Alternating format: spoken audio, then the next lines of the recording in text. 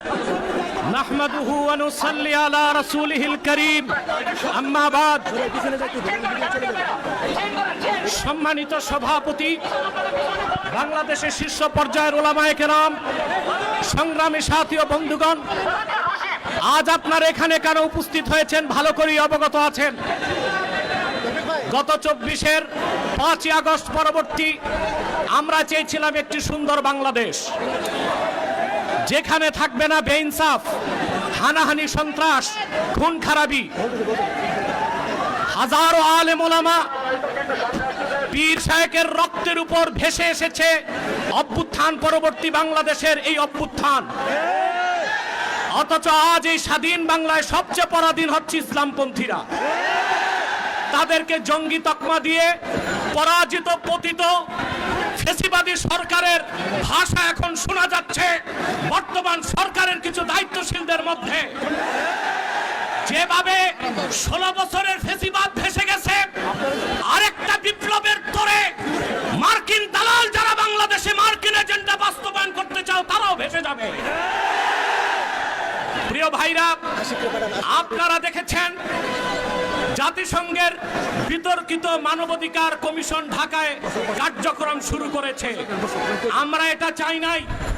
পৃথিবীর ১৬টি যুদ্ধ বিধ্বস্ত রাষ্ট্রে জাতিসংঘ মানবাধিকার কমিশন কাজ করে। আমার প্রশ্ন, বাংলাদেশ কি যুদ্ধ বিধ্বস্ত না স্বাধীন বাংলাদেশ? তাহলে এখানে জাতিসংঘের মানবাধিকার কমিশন কেন? তাহলে বোঝা যাচ্ছে মার্কিন দালালরা বাংলাদেশকে যুদ্ধের দিকে ঠেলে দিচ্ছে। এক সাগর রক্তের বিনিময়ে হলেও ৫৫,০০০ বর্গ মাইলের বাংলাদেশের কোন ১ ইঞ্চি জায়গায় মার্কিন আগ্রাসনকে প্রতিষ্ঠিত হতে দেওয়া হবে না, হবে না, হবে না। প্রয়োজনে সাইফুদ্দিন কুতুস, রুকনুদ্দিন বাইবার্স, শাহজালাল ইয়ামানির উত্তরসূরিরা আরেকবার দেশের স্বাধীনতা রক্ষায় সশস্ত্র বিপ্লবের ডাক দিতে বাধ্য হবে। আমি বলে থাকি, জাতিসংঘ, United nation is nothing but A Christian club. জাতিসংঘ মুসলমানের পক্ষে কখনো কাজ করে না। অমুসলিমদের অধিকার রক্ষাই তাদের কাজ। গাজাতে বছরের পর বছর নিরীহ মুসলমানকে হত্যা করা হচ্ছে, সেখানে মানবাধিকার কমিশন কেন না? কাশ্মীরে মুসলমানদের হত্যা করা হচ্ছে, সেখানে মানবাধিকার কমিশন কেন না? চায়নার উইগুরে মুসলমানদের হত্যা করা হচ্ছে, সেখানে মানবাধিকার কমিশন কেন না? আমরা জানি মানবাধিকার কমিশন কেন। আল্লাহ ও তার আখিরি নবী নূর নবীজি মুহাম্মদ সাল্লাল্লাহু আলাইহি ওয়াসাল্লামের আরশচুম্বী সম্মান মর্যাদার বিরুদ্ধে যে কুলাঙ্গার শাতেম কাফেররা বক্তব্য দিবে, তাদের শাস্তির দাবি করলেই মানবাধিকার কমিশন তাদের পক্ষে ঢাল হয়ে দাঁড়াবে। খেলাফত প্রতিষ্ঠার কথা যারা বলবে, জিহাদের কথা যারা বলবে, জঙ্গি তকমা দিয়ে তাদের কারাগারে বন্দী করতে চায়, আর সুযোগ দেওয়া হবে না। কোন একজন আলেমকে জঙ্গি তকমা দিয়ে জেলখানায় ঢুকালে জেলখানার ইটগুলোকে একটা একটা ছুটিয়ে দিবে বাংলা।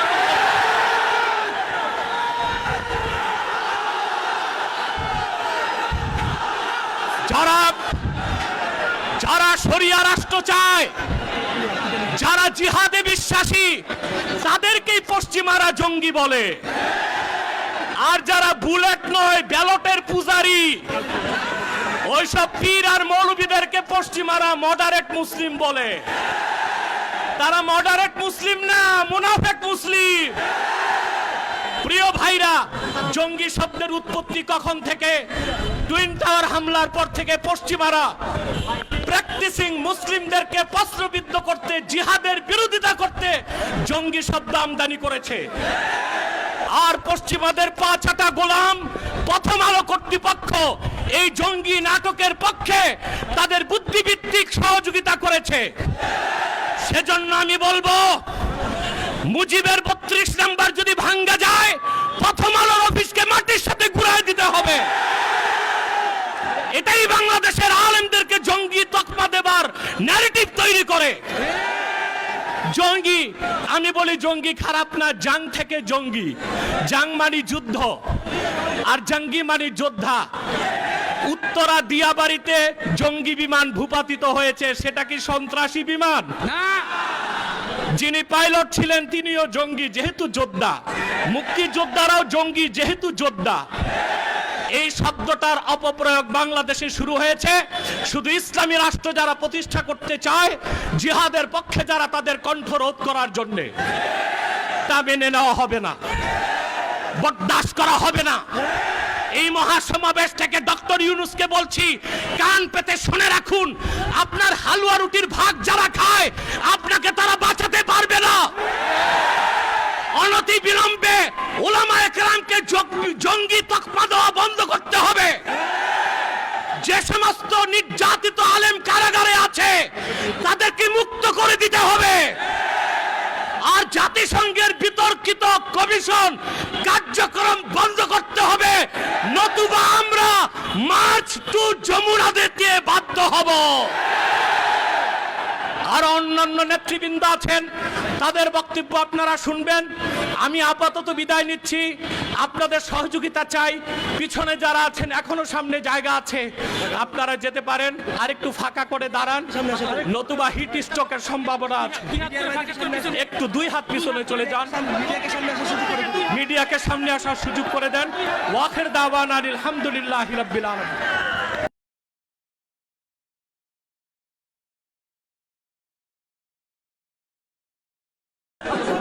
নাহমাদুহু ওয়া নুসাল্লি আলা রাসূলিহিল কারীম, আম্মা বাদ। সম্মানিত সভাপতি, বাংলাদেশের শীর্ষ পর্যায়ের উলামায়ে কেরাম, সংগ্রামী সাথী ও বন্ধুগণ, আজ আপনারা এখানে কেন উপস্থিত হয়েছেন ভালো করেই অবগত আছেন।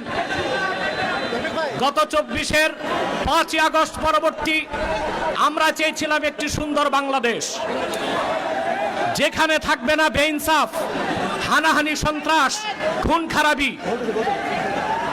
হাজারো আলেম ওলামা, পীর